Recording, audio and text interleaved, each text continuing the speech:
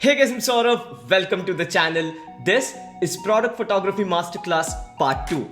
In Part 1, we discussed about camera gear, camera settings, tethering software, focus stacking, and a lot of things. If you haven't watched Part 1, I would recommend you to watch it first and then watch the Part 2.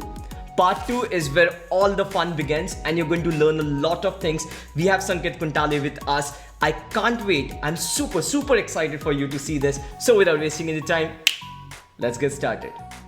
Sanket, when it comes to artificial lighting, I am a complete beginner. Okay. To be honest, I have never used artificial lights apart from the video light that I use. That is the only knowledge I have. When it comes to artificial lighting, what should a beginner start with? A beginner should always start with whatever he could afford, as in a simple 2000 rupees flash strobe would also get his work done. A simple India made continuous studio light would also get his work done. So, whatever you could afford is good to start with. So I'm using a video light. Can I use a video light for product photography or do I need to buy a flash? You could do both. You could always use video lights. You can always use flashes, but I would always recommend using flashes or strobes while you're shooting products. There are certain reasons for it. In video lighting, the ambient light might affect your shot because those have very less power as compared to the strobes. And reason is that you won't be able to freeze actions when you're using continuous lights. With shorter flash durations, it's very much possible that you can freeze actions like, let's say, a splash or a droplet or anything. That is literally impossible when you're using continuous lights because those are not that powerful, so that you can freeze any action in it. What lights do you use? Do you use only a single flash or it's a multi flash, multi light setup? So I've been using Godox's 8300 flash strobes, which are very compact. I also have Godox's SK400 Mark II, which are studio lights. But I always end up using the strobe, which are very compact, which are very lightweight, and they have a good amount of power as well. And how many lights in total do you have? I have around 9 lights. 9 lights. I have not used a single artificial light till now.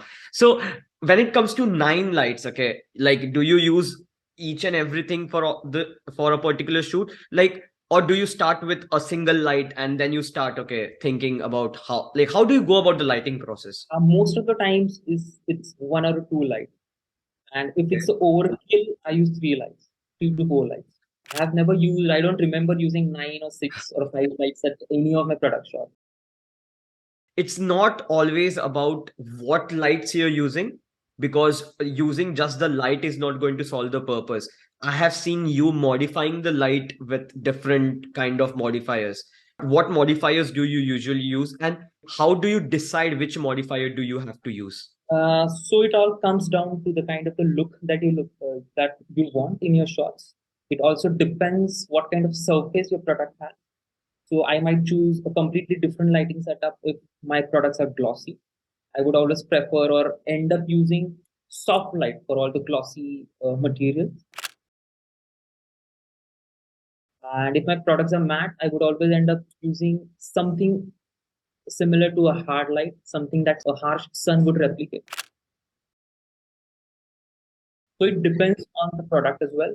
If there is a food that I'm shooting, a dish or noodles, for example, I would always end up uh, making a combination of hard and soft light. So I would have a bare bulb flash in the same light, and I would also have another light which is soft. So for that, I would use a soft box, and I might end up getting the both the lighting qualities in one shot. Then. One of the things that was very new for me was the lens attachment for the light. I have no idea what is that. It's kind of a lens projection. It just projects the image of the light.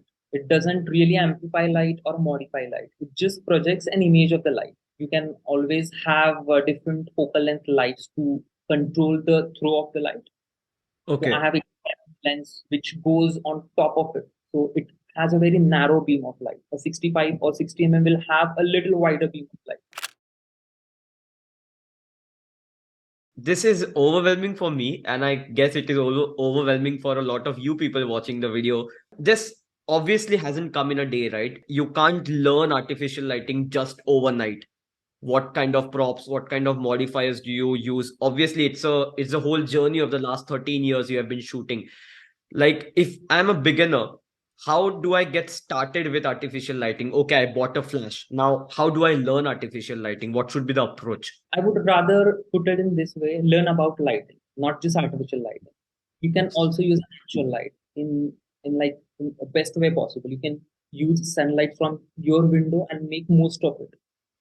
So it's really a kind of practice. It's really kind of observation that you do in your day-to-day life. Whether you're traveling, whether you're just walking across the street, you can always observe the sun that's shining behind the tree and casting the shadow of the leaves. You can always observe morning light coming into your house through a window. It will always be different on every hour that passes in a day. It will be different on a cloudy monsoon day. So it's all about observation, it's all about practice, it's all about trying to replicate that natural light using artificial light in your shots. I really love the part where you said that it's not only about artificial lighting. Lighting is basically lighting, whether it be natural or artificial. The knowledge of highlights, shadows, contrast is the same. It doesn't matter whether you're using continuous light or a flash, or you're only shooting natural light. And I think one of the most inspiring things about you is your observation skills is on point. And that is something I feel a photographer, a filmmaker, that quality is something that really sets you apart. The image you're seeing on the screen right now, the levitating kind of image where the products are floating in the air, it's very popular in product photography. And I guess everyone has a different approach to it. What kind of approach do you prefer, Sanket? I have been using techniques like using acrylic sheets, transparent acrylic sheets in the levitation shots, so that whatever the lighting is done on it, I don't get any shadows of those acrylic sheets because they are transparent. It's very easier for me to mask all the shots and get get all those elements together and yet look natural.